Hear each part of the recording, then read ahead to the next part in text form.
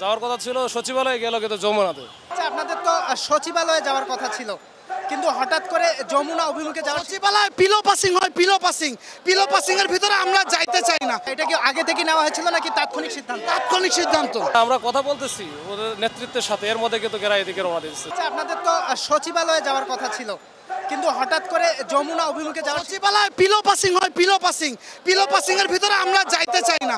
আমরা রাজপথ থেকে আমাদের দাবি আদায় করতে চাই। সিদ্ধান্তটা এটা কি আগে থেকে নেওয়া হয়েছিল নাকি তাৎক্ষণিক সিদ্ধান্ত? তাৎক্ষণিক সিদ্ধান্ত।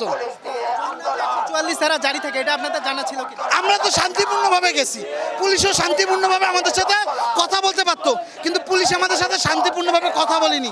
পুলিশ বরং আমাদের উপরে লাঠিচার্জ করছে, টিয়ার শেল নিক্ষেপ করছে, সাউন্ড বোমা নিক্ষেপ করছে, পানি নিক্ষেপ করছে। এরপরে আর কি চান? লাঠিচার্জ করছে, একজন ছাত্রের উপরে 6 জন পুলিশ মিলে অ্যাটাক করছে।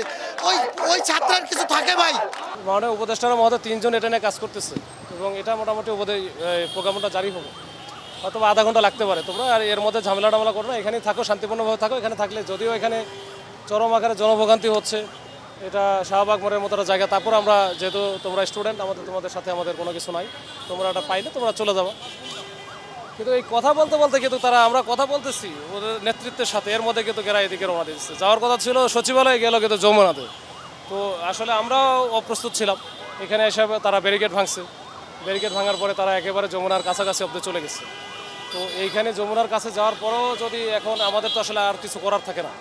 এখানে মাননীয় প্রধান উপদেষ্টার বাসভবন, এইখানে যদি ওইটাও যদি আমি তাদেরকে ঠেকাতে না পারি, তাহলে আমাদের রাষ্ট্রীয় চাকরি দিছে কেন, আর আমার চাকরি করার দরকারটা কি? বিষয় তো এইটাই। তো এইটাও যদি তারা মনে করে যে এইটার অধিকারও আমাদের নাই, তাহলে তো এটা তো খুবই আনফর্চুনেট।